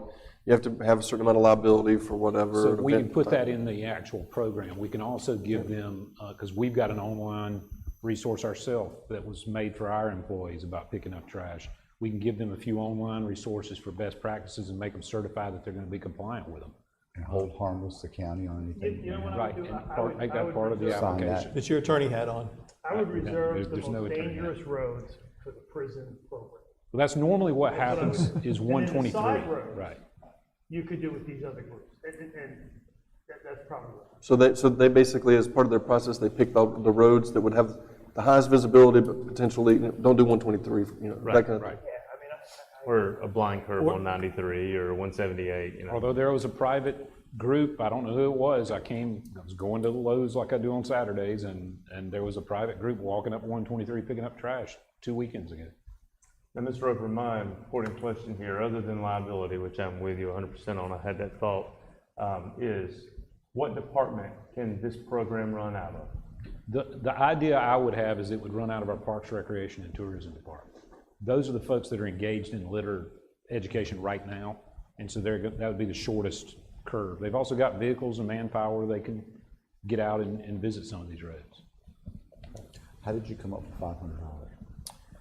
I was trying to look at what different organizations, what do they deem as like, what's worth my time? Because everybody's looking to do fundraisers. I just talked, Mr. Gibson's not here anymore. I was just talking to him about the Zaya Festival, and the fire department's not doing the hamburgers, so they need an organization to come do the hamburgers. We can bring all of our garbage to these. Is it going to be worth their time? I just wonder, And $500 is about that amount that like a small recreation organization or a youth group or a church or a Sunday school group or whatever might want to try to do. Otherwise, it's got to be worth their while. And I think we're making an investment in our people. We're making an investment in those civic organizations and those churches and into our communities. I would love to see us, when we talk about the safety element, if we've got roads that are running through the city of Liberty, let's talk to the Liberty Police Department and see about them. Let's work together on this, but our goal is to get 250 miles of the most traveled roads clean by Memorial Day. What I would suggest you do is, I'd give discretion to the administration on what we pay. Because if you got two people going down the side and a supervisor, let's say somebody says that's 5 people. Let's say you paid these kids $15 an hour, so that's $75. And they do it for 5 hours. What's 75 times 5? 375. So, I think 500 is very lucrative, actually. But give him the discretion to determine that. See, well, my only thing with that is we talk about just being kids. But I can see United Christian Ministries doing this. I served on that board. I can see a lot. I can see the Meals on Wheels board doing it. I can see a Sunday school class of seniors doing it. Yeah, I'd give you discretion on it, and then you can decide. We could all get together and make $500. If you do discretion, then it becomes very subjective, and it's picking winners and choosers. I think you just do it first come, first serve. This is what it's worth, but you got to prove that it's clean. But let's say a group shows up with 8 people. You don't need 4 people on the side. Half of them are going to do nothing. Well, you could have half of them start one side and half the other side. It's not going to the person. Yeah, that's a great point. It's not going to an individual. When you do an hourly like you were, that's going, if they decide to show up with 10 people, it's going to take them a quarter of the time. The money is going to the organization. So I think the trick to this is you've got a very short period of time you want to do it in. So it's going to be making a big marketing effort. Yes, I was going there too. And he just said something pretty funny. He said, well, what if council did it? We could make $500. Hey. If you did, I'm just throwing an idea out, if council went and did a road, we donate the money, obviously, back to the county, Yeah, I was going to suggest that because I've seen county council people pick up trash. We've done it, We've we've all done done it, it, yeah. but as a way, if you need, because We'll take the Memorial Day first is right mile. around the corner. I have, all right, so if you take $125,000 and you divide it by $15 per hour, right? That gives you about 8,000. And you divide that by 8 persons per mile, that's 1,000 miles. I might be doing the math wrong, I'm not very good at math. But 1,000 miles that you can clean up at $15 an hour. I still like coming up with a flat per mile, because let's be honest, I can milk it. If you pay me hourly, Yeah. it'd take me 4 times as long. No, what I'm saying is, I'm saying if we're gonna make an Is that what event. they do in the hospital? It is. Oh, yeah, well, yeah, I've got the same thing, right? If we're gonna do it by a certain amount of money, right, like he was talking about, $15 an hour, I mean, that's a ton, right? I mean, that's an absolute incredible amount of money. So, Well, I think this is an unprecedented time. I think we need to, the only reason I'm advocating for this is first because I think we can get it back. And it's not gonna cost the taxpayers anything. I don't know that for a fact, but I know that it's leaning Keep that nodding way. his head. But I think that this is an unprecedented time. Our roads are absolutely the worst I have ever seen in my life, it's incredible. And we're getting no help from the sheriff's office. and no help there. So For the let's minutes. do something. I mean, this is one of the 5 things that we said we wanted to do. So I think we should put our money where our mouth is. So, Vice Chairman, I'll entertain a motion if you have a I motion. make a motion that we allocate the funding to be able to create, to do this program, and with the instruction for the staff to create this in its entirety and give to council. But with the goal to get 25% of our roads clean by Memorial Day. Second that, and then a question.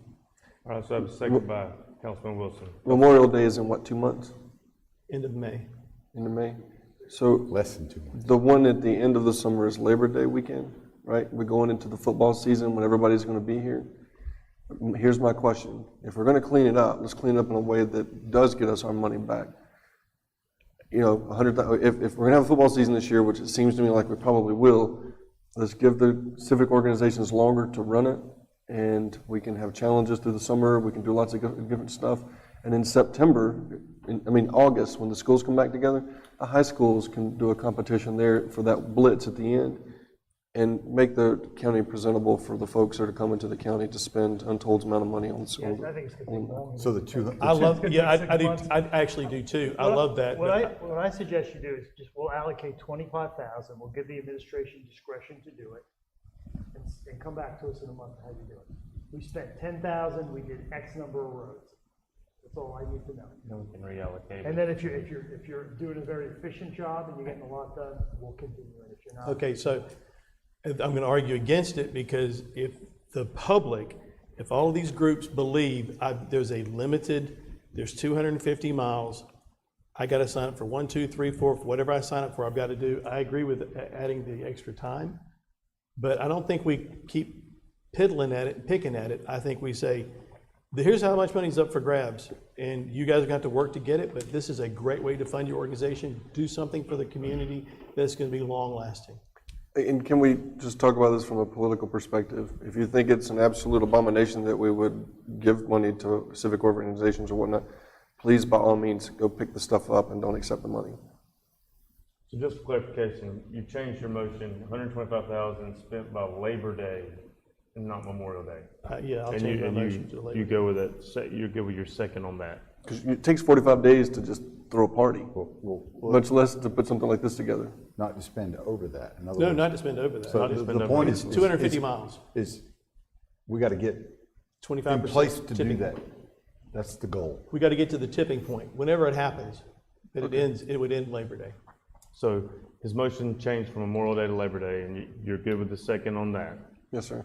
All right, any other discussion on that? All right, although just tell me exactly what we're voting on. spend up to 125,000 to clean up at least 25% of the roads by Labor Day. I don't think you're gonna need to spend anything near that to do. I mean, That'd be awesome. I don't think you're gonna need to do that. You're gonna give him the discretion, right? Because, yeah, that's a lot of money to clean up those roads. We may find that there's a best practice out there across the nation of some kind of activity like this previously, and it may be a lump sum kind of thing, it may be whatever, right? There may be all sorts of ways to skin this cat. So instead of setting a budget, we're gonna be back together to vote on something like this in a month, right? So that effort associated with organizing and a suggestion associated with the amount that we would remunerate the community for doing this thing, I think that should be part of the whole organization of it. So I would say, don't put the money in it now, let's put the money into it when they come back and say, hey, most folks will volunteer for, absolutely small amount of money if they think it's going to impact something they believe in, right? We sold coupon books. Actually, I gave you $50. I didn't want to sell coupon books at the American Legion. He looked right at me and he knew I wasn't going to throw him either, right? And I just gave him cash. I'm open for that, right? What's the point where folks will absolutely not do it, and what's the point where they will do it? Is that fair? Yeah. So I'm kind of confused. I don't know what we're voting on I now don't either. either. I don't either. So- So the motion that I have is to allocate $125,000, which is $500 a mile for 25% of the roads in Pickens County. That's the motion on the table. And I have a motion to motion to amend. Pull out the money amount and let that be a recommendation from the staff. I think that'd be more appropriate in general. But he can't spend any money without coming back to us. That's right. So next time around, we vote on something like this. So I think it's, well. So I have a think let's- motion to amend. Do I have a second to amend? I'll second that. Second For to- discussion. Now discussion, yes. Okay. I don't want to kick the can down the road.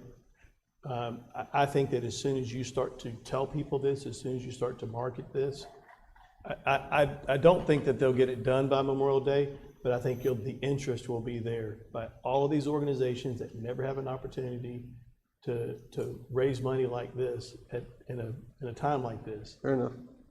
So I really do think that I would rather say to spend up to this amount, it's on those 250 miles. What they've got to do is define those 250 miles. How long will that take? And including the 250 miles identified. We want the worst 250 miles. So that's 2 weeks. And we'll meet again 2 weeks after that. Although I would say you're going to meet 2 weeks after that, but you're also going to meet next Tuesday. You'll meet the next Tuesday after that. We just give you a quick update on each of those. I can give you a written update. I can keep you abreast. So we could ask for an update at the, I think we ask for an update every time we meet. I know, but I'm just saying we had an update. We can formally ask for a plan to be put together by our committee of the whole meeting. I think we should go out and clean a mile of road ourselves and then come back and decide how much you pay people. That's a lot of money. $500 a mile? I'll do it tomorrow. I have been out with on our team up and cleanup. And when we cleaned a mile of road, some of the miles are easy. Some of the miles, remember, it took us a long That time. brings the And question. that's why you do give them pay by the discretion. ton? You give them discretion. Well, Some no, roads I think that are real bad. I think that I don't think we get too much into the weeds on it. I think that we take the 250 miles. That's why I say you pick the worst 250 miles. Because I could Yes. spend, in just a quarter of a mile, I could probably pick up as much as you could in a whole 2 miles in some areas. Well, but my point is, so he picks the miles, the worst miles. And it's not like I'm going to say, okay, I'm part of this organization, this civic organization, and we're going to pick up the road that is already clean.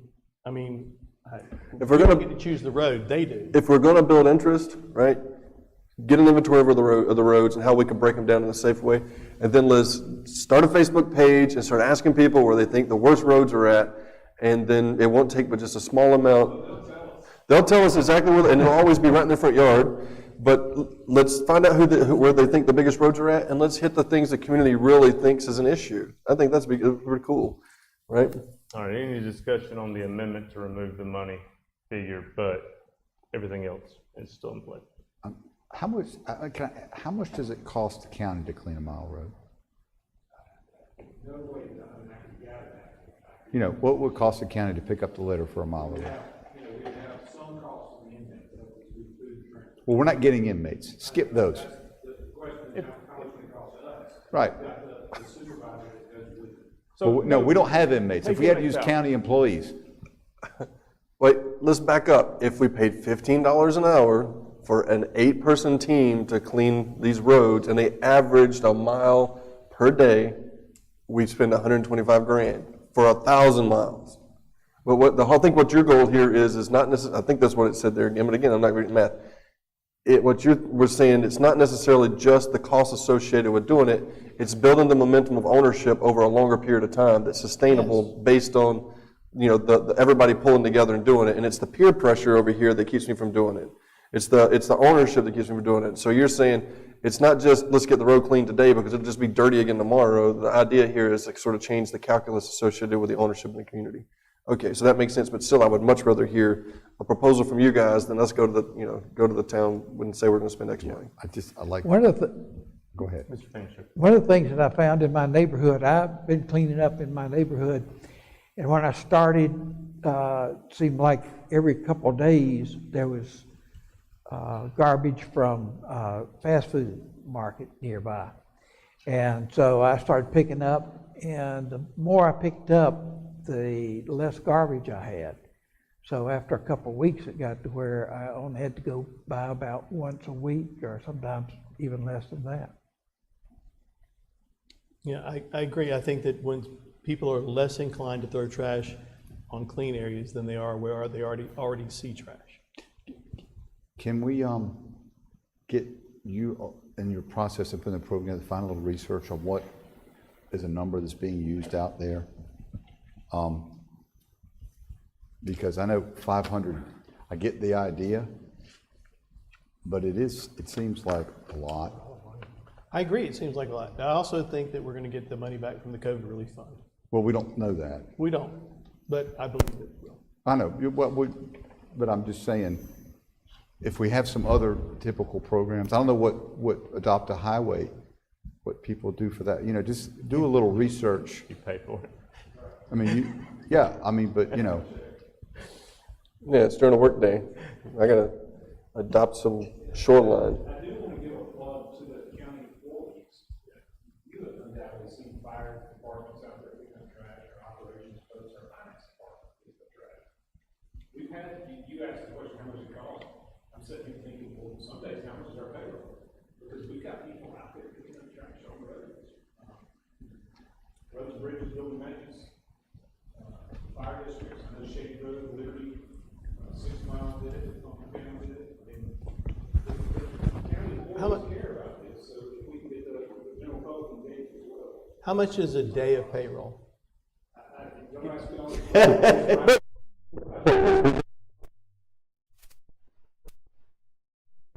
Or a day, we picked up 16 tons of trash and we didn't make a dent to 25%.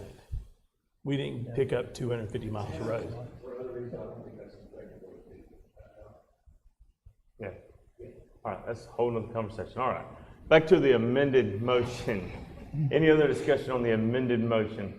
So the amended motion is to develop a program, but hold off on a specific number and let the staff come up with a number that works, not to slow anything down, but we're still gonna do it. We just want a little bit, we're taking a stab in the dark and we want a little more educated staff. Correct.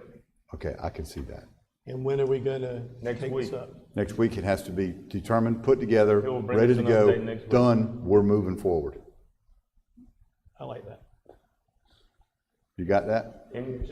Any other discussion on the amended motion? All those in favor of the motion, the amended motion, please signify by raising your hand. And the amendment carries. Now, I got lost. I have a procedural step question I'm asking you gentlemen to help me with.